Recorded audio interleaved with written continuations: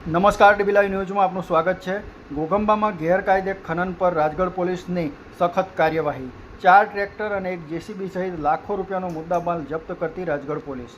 પંચમહાલ જિલ્લાના ઘોઘંબા પંથકમાં છેલ્લા કેટલાય સમયથી ગેરકાયદેસર ખનીજ ચોરી એ ફૂલી ફાલી હતી, ત્યારે રાજગઢ પોલીસ મથકમાં આવેલા પીઆઈ એમબી ગઢવી નાઓએ તાજેતરમાં જ સપાટો બોલાવ્યો હતો।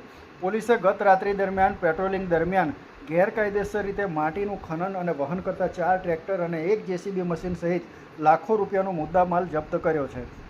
રાજગઢ પોલીસને મળેલ બાતમી અનુસાર ઘોઘંબા વિસ્તારમાં કેટલાક ઇસમો કોઈપણ પ્રકારના અધિકૃત પરવાના વિના ગેરકાયદેસર રીતે માટીનું ખનન અને વહન કરતા હોવાની બાતમી મળેલ હતી, જેના આધારે Rajgadh police inspector MB Gadhvi અને તેઓની ટીમ દ્વારા કાર્યવાહી હાથ ધરવામાં આવી હતી। પોલીસ ટીમ દ્વારા નાઇટ પેટ્રોલિંગ દરમિયાન તેમને ગેરકાયદેસર રીતે માટીનું વહન થતું હોવાની પુષ્ટિ મળતા રાત્રિના અંધારાનો લાભ લઈ માટી ચોરી કરતા તત્વોને ઝડપી પાડવા માટે પોલીસે તાત્કાલિક કાર્યવાહી કરી હતી।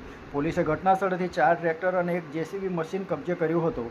પોલીસે જપ્ત કરેલ 4 ટ્રેક્ટર અને એક જેસીબી સહિત કુલ લાખો રૂપિયાની કિંમતનો મુદ્દામાલ કબજે કરી આ તમામ વાહનોને જપ્ત કરી રાજગઢ પોલીસે આ અંગેની સત્તાવાર જાણ ખાણ ખનીજ વિભાગને કરી, જેથી કરીને આગળની કાયદેસરની કાર્યવાહી અને દંડની પ્રક્રિયા હાથ ધરી શકાય।